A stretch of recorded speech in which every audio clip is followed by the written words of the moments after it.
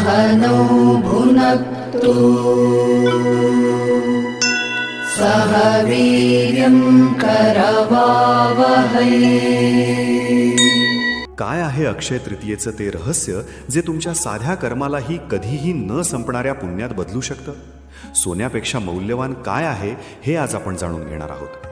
अक्षय म्हणजे ज्याचा कधीही क्षय म्हणजेच विनाश होत नाही आणि तृतीया म्हणजे वैशाख महिन्यातील तिसरी तिथी. शास्त्रानुसार हा 3.5 मुहूर्तांपैकी असा पूर्ण मुहूर्त आहे जिथे वेळ पाहण्याचीही गरज नसते. पौराणिक काळात याच दिवशी सत्ययुग संपून त्रेतायुग सुरू झालं. याच दिवशी भगवान परशुरामांचा जन्म झाला आणि माता गंगा स्वर्गातून पृथ्वीवर अवतरली.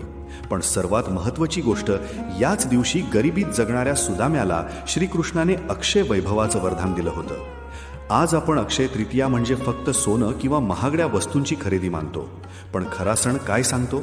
सोनं तुमचं घर चमकवेल, पण तुमचं दान एखाद्याचं आयुष्य उजळवेल. या दिवशी पाण्याने भरलेला माठ दान करणं, वृक्षारोपण करणं किंवा भुकेलेला अन्न देणं हेच खरं अक्षयधन आहे. अक्षय तृतीयाचा खरा अर्थ हा केवळ घेण्यात नाही तर देण्यात आहे. हेच ते पुण्य आहे जे मृत्यूसोबतही संपत नाही. आजच्या अक्षय तृतीयेला तुम्ही कोणतं अक्षय पुण्य कमावणार आहात? कमेंट्समध्ये नक्की सांगा.